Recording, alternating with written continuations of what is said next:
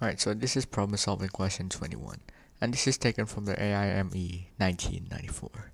So it says that, given a positive integer n, let p of n be the product of the non-zero digits of n. So let me just give you an example. So let's say we have p of 207. Since our function p of n is ignoring non-zero digits, the value of p of 207 will be 2 times 7, which will be simple 14. And the question is asking us to find the largest prime factor of this sum right here. So we have p of 1 plus p of 2 plus p of 3 plus all the way up to p of 99. Alright, so let's just unbox this sum, I guess. So notice that this is equivalent to finding 1 plus 2. There's a reason I will leave this space here blank, plus all the way up to, let's say, 9 times 9 times 9.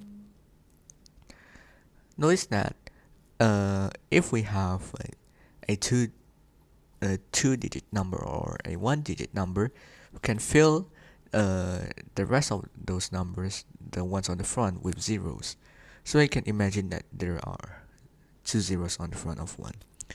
And there's a reason that we will do this.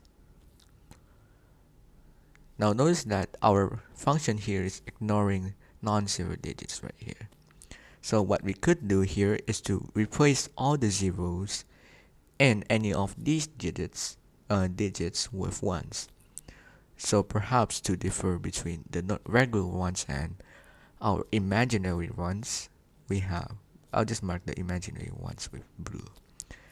And I'm saying the imaginary ones because we're replacing the zeros with imaginary ones, I guess.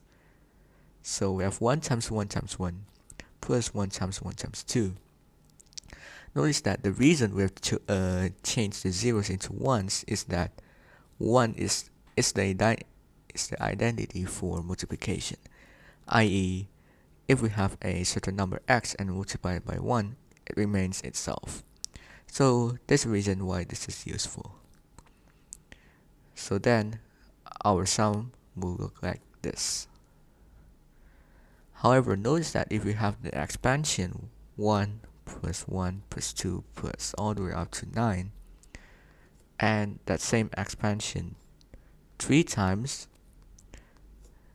this is actually equivalent to our original expression. Because notice that we have covered every single permutation of these digits. So assume that we want to pick 2 times, let's say, a 3 here times 9. This 2 times 3 times 9 will appear somewhere in this list. So we have covered every single permutation into this very nice expression.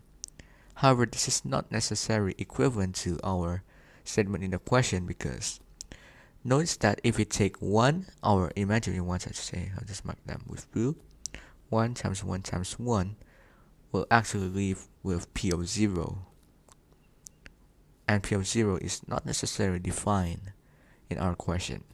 So what that means is that we need to subtract 1 from this expression. Minus 1.